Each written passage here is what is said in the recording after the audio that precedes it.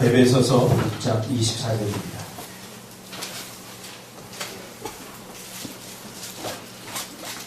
에베소서 6장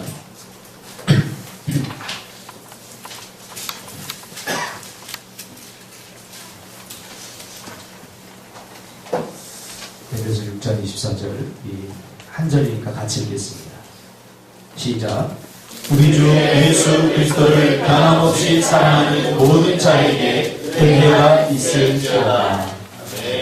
할렐루야. 이번에 우리 미얀마 선교팀이 선교를 하면서 말씀을 묵상했습니다. 복음서도 묵상하고 특별히 에베소서를 우리가 묵상하면서 받은 은혜를 함께 나누길 원합니다.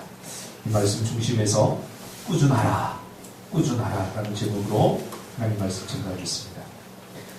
제가 생각해 보건대 한국교회 성도들의 가장 큰 고민은 신앙에 대한 무기력입니다. 무기력이라고 하는 것은 반복되는 실패로 인해서 해봐도 소용없고 그래서 해보고 싶지도 않은 의욕과 욕구가 상실된 마음의 상태를 우리가 무기력이다 라고 말합니다. 그래서 대부분의 많은 한국교회 성도들이 이거 신앙생활 할 수도 없고 안 할 수도 없고 그래서 명목상의 그리스도인, 형식적인 그리스도인으로 남아있는 그런 안타까운 오늘 한국교회의 현실입니다. 무기력이라고 하는 것은 육체보다는 영적인 문제고 또 마음의 문제인 것이죠. 몸은 멀쩡한데 마음이 움직이지 않는 겁니다. 뭘 해보려고 생각했는데 이게 해도 소용이 없을 것 같아요. 하면 뭐예요? 또 다시 원점으로 돌아갈 테고. 그런 생각들. 그래서 늘 생각만 하죠. 그러니까 생각만 하니까 피곤한 거예요. 생각하고 고민하도 해도 여러분 피곤합니다. 그러니까 무기력한 상태가 되는 거죠. 무기력한 삶. 무기력한 신앙이 무기력한 삶을 만들어내는 것입니다. 신앙이 회복되면 삶도 회복되는 줄 믿습니다. 할렐루야. 이 순서를 분명히 해야 됩니다. 그러나 우리는 삶을 회복시켜서 신앙을 회복하려고 해요. 아닙니다.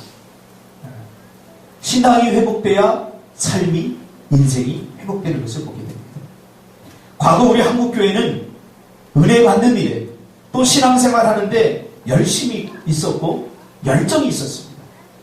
그래서 교회마다 사람들로 넘쳐나고 밤이 되면 산에서 기도 소리가 나고 신앙생활하는 사람들에게서 어떤 활력이 느껴졌어요. 그런데 시간이 흐르면서 신앙에 대한 열정이 식어져 갔습니다. 이제 그리스도인들에게서 별로 활력이 잘 느껴지지 않습니다.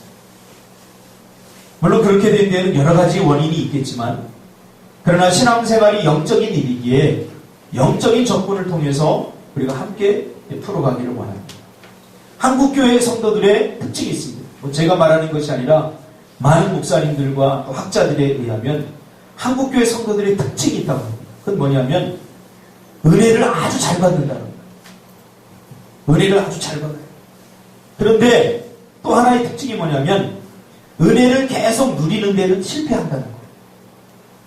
은혜는 잘 받는데 그래서 제가 어릴 적에 보더라도 부흥회를 하면 막 다른 교회 가서도 부흥회 참석하고 저희 어머니 같은 경우에 뭐 10km도 걸어가가지고 부흥회 참석하려고 일도 일찍 마치고 한 4시, 3시쯤에 그 교회를 걸어가서 부흥회 밤 늦게까지 하고 밤 12시에 돌아오시고 그랬던 기억들이 납니다.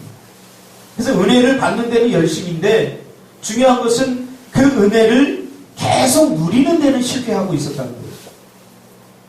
이것이 신앙의 무기력을 만들어내는 거예요. 신앙의 무기력에 빠지게 하는 거죠. 그렇죠? 뭔가 은혜 받으면 다 될 것 같고 은혜 받으면 다 끝날 것 같고 뭔가 내 인생이 변화되고 바뀔 것 같은데 불과 몇 달이 못 돼서 그 은혜를 다 쏟아버려요. 그 은혜를 계속 지속하고 유지하지 못해요. 자, 이것이 한 번, 두 번, 세 번, 네 번 계속 되다 보니까 어떻게 돼요? 은혜 받아서 뭐해요? 성경 가서 뭐해요? 신앙생활에서 뭐해요? 이렇게 된다. 그래서 기도합시다. 그러면 기도해서 뭐해요? 기도할 때뿐입니다. 이게 오늘날 한국 교회가 풀어야 될 문제고 숙제이고 오늘 우리 교회, 한국 교회에 속해 있는 우리 교회 또 저와 여러분이 함께 풀어야 될 숙제입니다. 오늘 사도 바울은 똑같은 고민에 빠져 있습니다. 사도 바울은 3차 전도 여행 때 이 에베소를 방문하죠.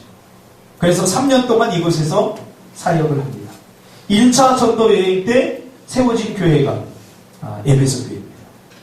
그리고 2차 때는 들르지 못했다가 3차 때 다시 가서 이곳을 방문해서 이 에베소에서 3년 동안 머물면서 이곳에 사역을 했습니다. 그러니까 뭐 3년 동안 사역했으니까 참 정도 많이 들었고 성도들하고 선교사 그렇죠? 사도 바울의 선교는 한 곳에 정착하는 선교가 아니라 초기 사역은 복음을 전하면서 전도하는 사역이었어요. 여행하면서 전도하는 그런 사역입니다. 3차 전도 여행 때 이제 다시 이곳을 방문합니다. 그러다가 체포를 당하죠. 3차 전도 여행 때 방문했다가 로마로 가서 로마에서 체포를 당하죠. 감옥 안에 들어가게 되죠. 그래서 이 에베소서는 옥중서신입니다. 감옥 안에서 이 성경을 썼다 그래서 옥중서신. 사도 바울을 보면 참 대단합니다. 이 목적이 있는 사람만 이런 열정을 가질 수 있어요. 자, 감옥 안에 들어가 있으면 우리는 아무것도 안 하게 되죠. 뭔가에 갇혀있죠. 몸이 구속을 당하고 그래서 아무것도 할 수 없는 상황입니다.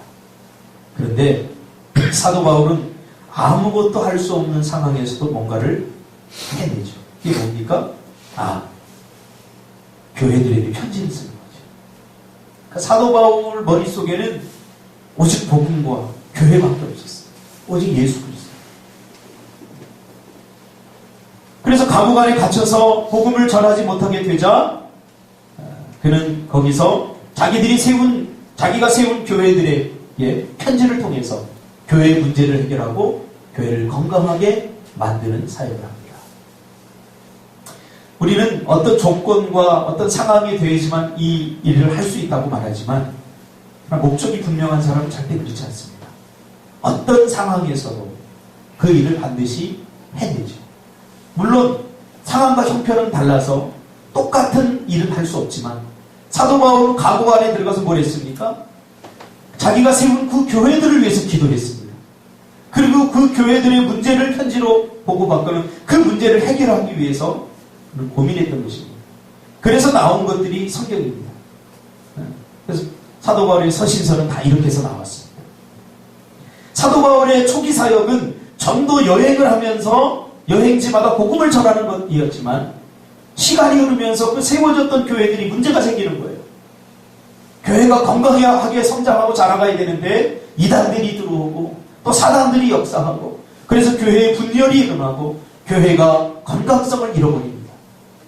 그래서 사도 바울은 후기 사역은 이 교회를 건강하게 세워요. 다시 말하면 성도들의 신앙이 건강해야 교회가 건강할 것 아닙니까? 그래서 성도들을 양육하고 성도들을 건강하게 믿음으로 세워나가는 일과 교회를 건강하게 세워나가는 일에 그의 사역에 중심을 둡니다. 그래서 목적이 분명한 사람은 그 어떤 것도 멈추게 할 수 없는 거죠. 감옥 안에 살 수 있는 것이 무엇입니까? 교회들을 생각하면서 그 교회들을 위해서 기도하고 또 교회의 성도들을 건강하게 만드는 일에 그는 집중하게 됩니다. 그래서 교회 공동체와 특히 이 에베소 교회를 진단하고 통찰하다가 내린 결론이 무엇입니까? 우리가 에베소를 읽어보면 알겠지만 교회들의 문제가 뭘까? 특별히 이 에베소 교회의 문제가 뭘까? 고민하다가 신앙의 정체성을 듭니다. 에베소 교회가 더 이상 자라가지 않는다. 에베소 교회가 더 이상 성장하지 않는다. 뭐가 문제일까? 에베소 교회 성도들의 신앙이 정체되어 있다. 자라가지 못한다. 신앙은 계속 자라가야 되는 거예요. 조금씩이라도 계속 자라가야 돼요. 자라가지 않으면 내가 그 중간에 딱 머물러 있을 것 같지만 신앙은 그러지 않아요. 신앙은 잘하거나 뒤로 퇴보하거나 둘 중에 하나. 그래서 신앙은 매일매일 조금씩이라도 자라가야 돼요. 어제의 신앙과 어제의 믿음과 오늘의 믿음이 같을 수가 없어요. 계속 자라가야 돼요. 자라가지 못한다면 나는 신앙이 퇴보한다고 생각하는 게 맞습니다. 그래서 사도 바울은 다시 신앙의 기초에 대해서 이야기합니다.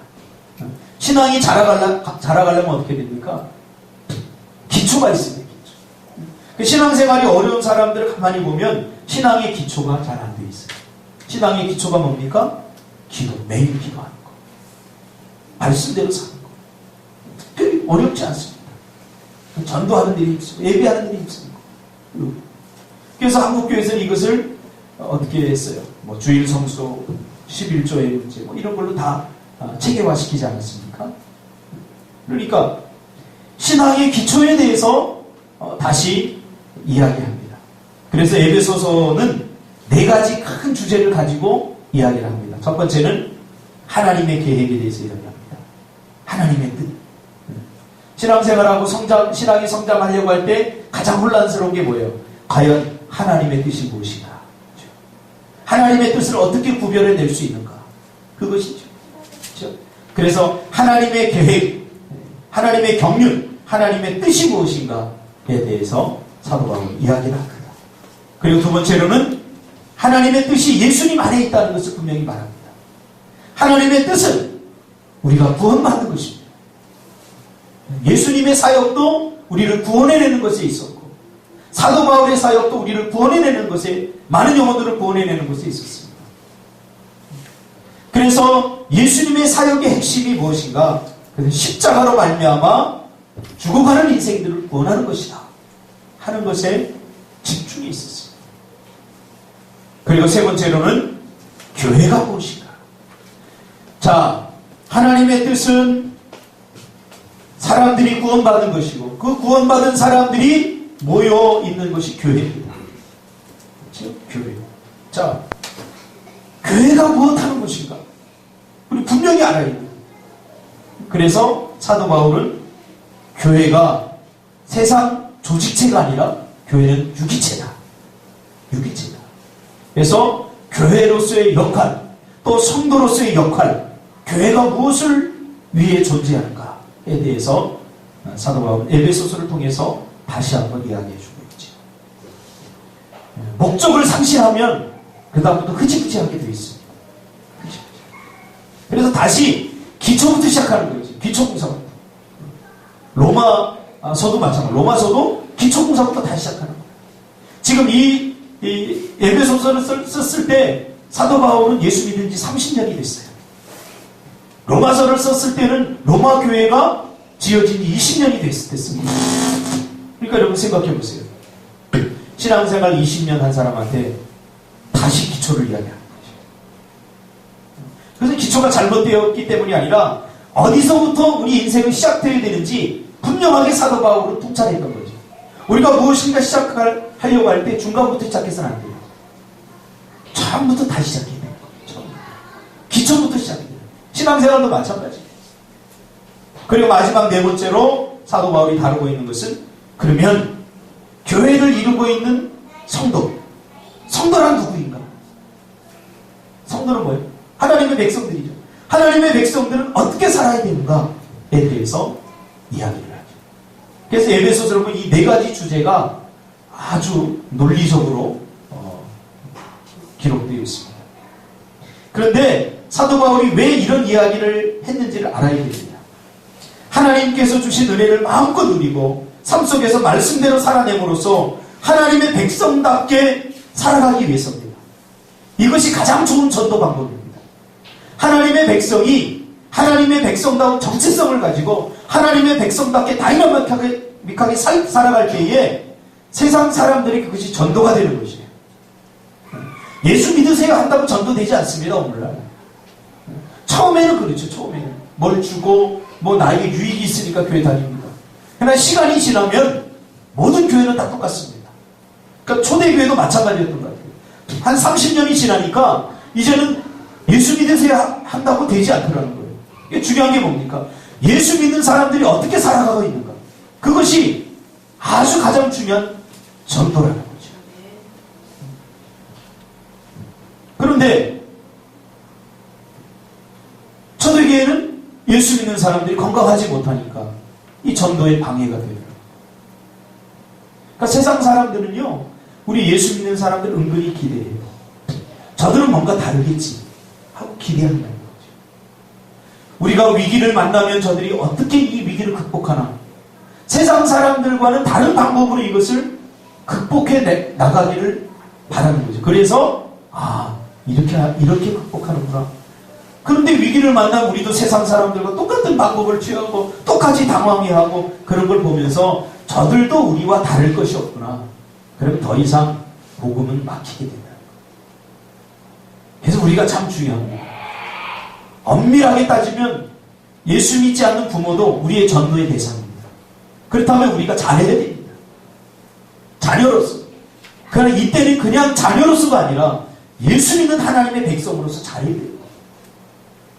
상황이 달라지게 됩니다. 야, 제가 교회 다니더니 뭔가 좀 달라졌다. 이 부모님의 마음을 움직일 수 있는 거예요. 예수 믿지 않는 사람들의 마음을 움직일 수 있는 거예요. 그들의 관심을 교회로 쏟아놓게 하는 거죠. 근데 뭐 다를 바 없다 그러면 별로 기대하지 않습니다. 바로 초대교회가 직면했던 문제가 이런 문제입니다. 시간이 흐르면서 복음이 약화되고 성도들의 그 활력이 사라져버린다는 거죠. 그래서 사도 바울은 4가지를 통해서 다시 신앙을 회복하기를 원했던 거예요. 이 4가지를 한마디로 요약하면, 제가 에베소서를 묵상하면서 사도 바울은 정말로 문장의 달인가 봅니다. 정말 글을 감동적으로 쓰는 분이 아니라 논리적으로 아주 잘 씁니다. 이 4가지를 이야기해 놓고는 사도 바울이 이 4가지를 한 단어로 요약합니다. 여러분 요약 좋아하잖아요. 요약. 그렇죠? 뭐라고 요약하냐면 은혜로 요약합니다. 그 이 4가지를 한마디로 말하면 하나님의 은혜다 이렇게 요약합니다. 자, 근데 중요한 게 있어요. 에베소서 1장 7절에 보니까 이 은혜가 그리스도 예수 안에서 우리에게 풍성하게 주어졌다라고 말합니다.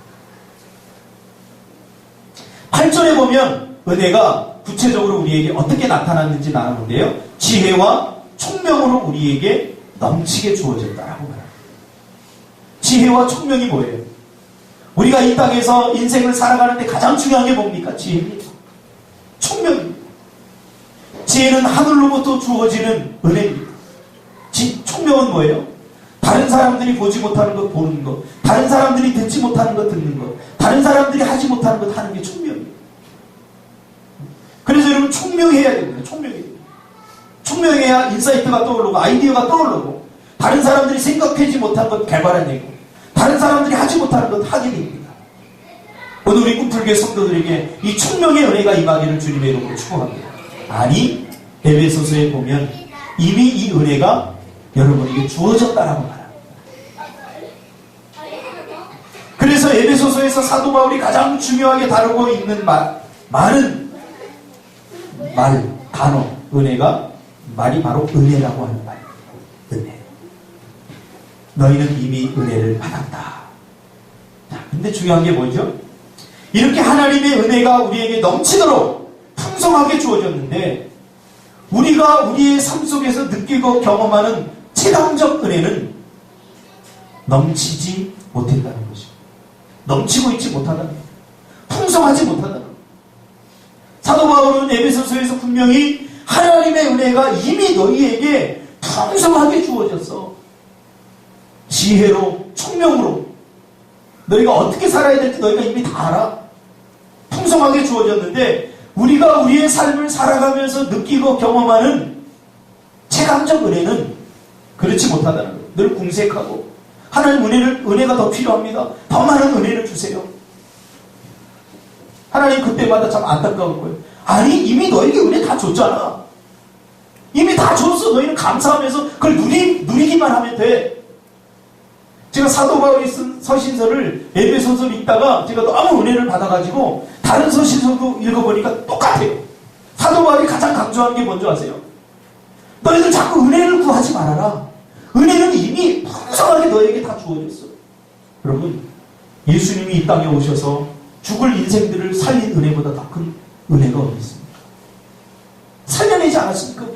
우리가 살아나지 않았습니까? 여기서부터 우리 인생이 시작돼야 되는데 우리는 또 다른, 여기에 감격하고 감사하면서 살려주신 은혜에 우리가 감격하면서 살려고 발버둥치기보다는 우리는 가만히 누워서 더 큰 은혜를 달려가요. 입 벌리고서는 밤이 떨어지기만을 기다리는 거예요. 사도 바울의 안타까움이 여기 있어요.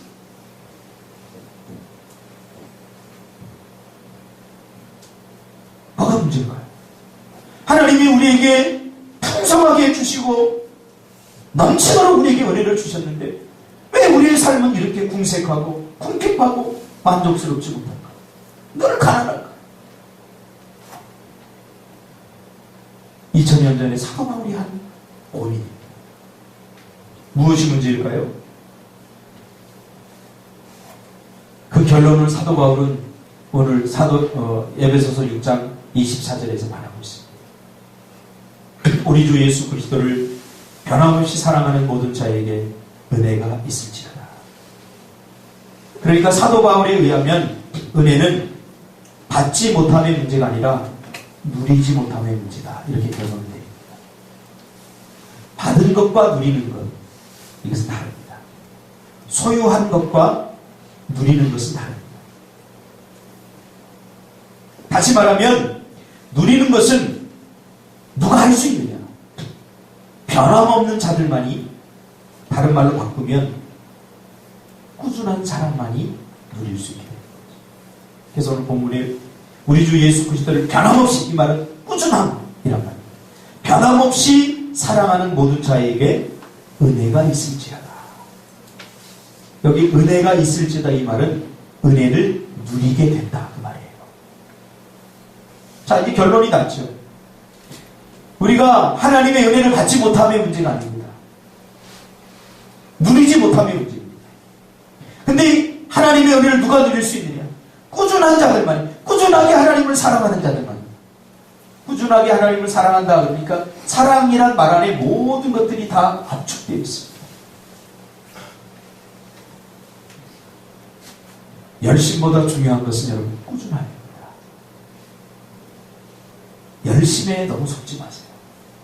열심이라고 하는 말, 열심을 품고 주를 섬겨라 라고 말할 때 그 열심이라고 하는 원어를 분석해보면 그 원어 안에는 꾸준함이라는 말, 계속한다라고 하는 의미가 있습니다. 열심히 해야 된다 그러니까 우리는 한두 번 막 열심히 막 목숨 걸고 하고 그 다음에 안 되니까 그만. 꾸준한 것이 아니지. 인생은 소유보다 누림의 문제 아니겠습니까? 여러분, 내가 100억이 있으면 뭐합니까? 그 100억을 사용하고 여행도 다니고 이것저것 해보고 그럴 때 야, 돈의 가치가 정말 대단하구나 누릴 수 있는 것 아닙니까? 오늘날 많은 사람들은 이걸 소유하려고 그래요. 소유하면 행복할 것 같고 소유하고 기쁠 것 같고. 제가 재산 많은 사람한테 한 1000억 정도 되는 사람한테 제가 물어봤어요. 어떻게 대단하십니다. 뭐가 대단해요? 나는 똑같아요. 1000억 뭐 자기 느끼지 못한다는 거예요. 근데 느낄 때 딱 한 군데 있다. 자식들이 뭐 필요할 때 돈 줄 때, 야, 돈이 참 대단하구나. 자식들이 돈 타러 올 때는 구시구시 한다는 거예요. 평소에는 말도 잘 안 듣다. 자식들이 돈 타러 올 때는 구시구시. 야, 이 돈의 가치가 대단하구나. 통장에 돈 들어있을 때는 누리지 못해요. 그러나 소유하고 있을 때는 여러분 소유가 주는 감동은 잠깐뿐이에요. 1000억 생겼다. 와. 그러나 그것을 쓸 때, 사용할 때 가치가 생겨요. 인생은 소유보다는 누림의 문제입니다. 그래서 과거 성도들은 소유에 집착했어요. 그래서 기도 제목을 보면 전부 다 소유에 대한 기도 제목뿐입니다. 하나님 이것 주세요, 저것 주세요, 이거 이루어 주세요, 저것 이루어 주세요. 전부 다 소유하려고. 그래서 과거에 없었던 것들이 많이 생기게 되고 많이 소유하게 됐는데 여전히 한국교회 성도들은 불행하고 여전히 행복하지 못하고 만족스럽지 못하다고 생각합니다. 그래서 신앙생활이 점점 식어져 가는 거죠. 왜 그래요? 소유가 우리에게 주는 기쁨을 주는 것이 아니라 소유한 것을 사용하고 누릴 때 우리가 행복한 거죠. 예수님을 우리가 영접해야 될 이유는 예수님을 소유하는 것이 아니라 예수님과 더불어 함께 누리기 위해서입니다. 믿습니까? 너무나 중요합니다. 너무나 중요합니다. 제가 미얀마 갔다 왔더니 우리 아이들이 자꾸 나한테 와요. 와서 뭘 예전에 안 그랬는데 같이 뭘 하자는 거예요. 아빠 이것도 해 저것도 해. 제가 깨달았어요. 얘네들은 내가 왔다는 것으로 만족하지 않고 내가 그 아이들과 함께 놀아주면서 아빠의 존재를 애들이 누리기를 원하는구나. 그래서 요즘 좀 귀찮지만 좀 해요. 동화책도 읽어주고 우리 애담이 내가 영어 공부하려고 샀는데 와가지고 막 옆에서 읽으면 예전 같으면 야 너는 이거 읽을 수준이 아니야. 별로 가서 네 책 읽어. 그랬는데 요새는 가만히 옆에서 듣고 있어. 왜? 되게 좋아해요. 그래서 아빠 방, 엄마 방은 딱 못 들어오게 딱 했는데 갔다 와서는 막 들어와요. 침대 위에 앉아가지고 막 잠도 어떻게 하면 조금 더 앉아고 같이 함께 하는 거. 같이 누리려고 해요. 깨달았어요. 누리게 해줘요. 누리게. 엄마 아빠라는 게 뭐 그렇게 대단해? 내가 그들의 엄마 아빠라는 게 뭐가 그렇게 대단해? 걔들은 아빠로서 누리기를 원해요. 엄마로서 누리기를 원해요. 근데 내가 그거 잘 못했던 것 같아요. 회개를 많이 했어요. 하나님이 여러분의 아버지라는 사실이 뭐가 그렇게 중요합니까? 이건 누가 뭐래도 하나님 우리 아버지십니다. 중요한 게 뭐죠? 하나님은 여러분들이 하나님 아버지로서 누리기를 원하셔요. 아버지됨을 누리기를 원하셔요. 그래서 기도하기를 원하고 그래서 좀 배짱 있게 하나님의 백성답게 뭔가 좀 당당하게 살아가기를 원해요. 이게 누리는 것 아니겠습니까? 여러분의 부모님이 이건희 회장이라고 생각하면 여러분 누리려고 하지 않겠습니까? 땅콩회양 그렇지, 땅콩회양. 아버지가 뒤에 딱 버티고 있으니까 야 비행기 멈춰 이 짓도 하는 거예요. 객기도 부려보고. 왜? 아버지가 있으니까 누려보려고 하잖아요. 세상 사람들도 누리려고 한다고요. 여러분 하나님을 마음껏 누리시길 바랍니다. 누리시기 바랍니다. 하나님 그 마음껏 누려야 돼요. 그러나 초대교회 성도는 이거 누리지 못했다는 거예요. 여기 안타까움이 있어요. 왜 그러냐? 꾸준하지 못하니까. 변함없이 사랑해야 되는데 들락날락할. 우리 열심히 합니다. 그러나 어느 순간까지만입니다. 어느 시점까지만. 제가 매일 영어 이야기를 하니까 여러분도 식상하겠죠. 또 하는구나. 그래서 이번에 저는 열심히 하지 않고 꾸준히 하려고 작정했어요. 책 3권을 사서 되든 안 되든 그거 3권 다 봐야 돼요. 그리고 또 40대가 넘으면 또 잊어버려요. 그러니까 또 봐야 됩니다. 많이 하려고 했어요. 그동안 저는. 하루에 막 필이 오면 하루에 막 그냥 안 나가고 하루 종일 너무 재밌다. 금방 지쳐버려요. 그래서 이제는 조금씩 꾸준하게 매일 어제도 했어요.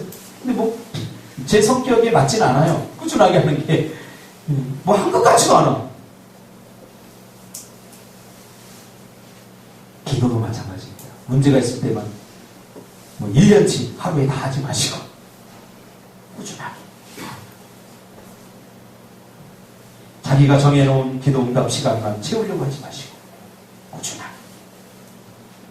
그 다음 우리가 결심하고 뭔가를 다짐했던 것들이 왜 우리에게 다시 독이 되어서 무기력으로 돌아왔는가? 우리 기억해야 됩니다. 왜 하고 싶지 않게 됩니까? 왜 해도 소용없다라고 생각하며 멈칫거리고 망설이게 되었는가? 꾸준하게 하지 못해서. 최선은 꾸준하게 하는 것입니다. 마틴 루터가 아주 의미 있는 말을 했어요. 여러분, 마틴 루터는 신부예요, 신부. 캐톨릭 신부였어요.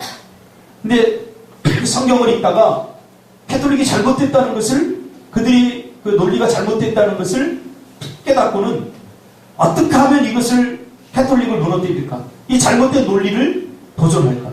물론 마틴 루터 전에도 많은 사람들이 이것을 무너뜨리려고 하다가 죽었어요. 마녀 사냥을 당했어요. 그래서 마틴 루터가 작전을 바꿉니다. 어떻게 하냐면 한 번에 뭐 이걸 막 운동화에서 무너뜨리려고 하니까 눈에 금방 띄어요. 그래서 다 잡아 죽입니다. 그래서 조금씩 잘못된 건 하나 반박문을 이렇게 냅니다. 이거 잘못됐다. 물론 잘못된 게 많지만 잘못된 카톨릭의 교리들을 하나하나 짚어냅니다. 하나. 거기에 무너졌어요. 하나. 그래서 마틴 루터가 이런 이야기를 합니다. 물방울이 바위를 뚫을 수 있는 건 그 힘이 아니라 꾸준합니다. 물방울이 여기 한번 떨어지면 여기 무슨 일이 일어납니까? 절대 일어나지 않습니다. 그러나 그 물방울이 우리가 잘 때도 떨어지고 우리가 관심이 없을 때도 계속 뚝뚝 떨어지면 큰 바위가 파여집니다. 저 동굴을 들어갈 때마다 참 신기해요. 석수. 그 뭐 1cm가 뭐 몇백 년, 몇천 년 걸리면 1cm 쌓인다는 거죠. 답답하지 않습니까? 수많은 세월의 흔적이 만들어요. 꾸준하게 할 때 실력이 생깁니다. 꾸준하게 할 때 능력이 나옵니다. 신앙생활도, 믿음도, 기도도 여러분 꾸준하게 하시기 바랍니다. 꾸준하게 하세요. 그리스도를 변함없이 사랑한다. 이 말은 꾸준하게 사랑한다. 체력 안배도 좀 하고 자기 페이스도 좀 찾고 하루에 한 병씩이라도 잘하려고 하는 거룩한 몸부림, 그런 것들이 나중에 우리를 영적 과장이 되게 합니다. 꾸준함을 잃지 않기를 주님의 이름으로 축복합니다. 기도하겠습니다.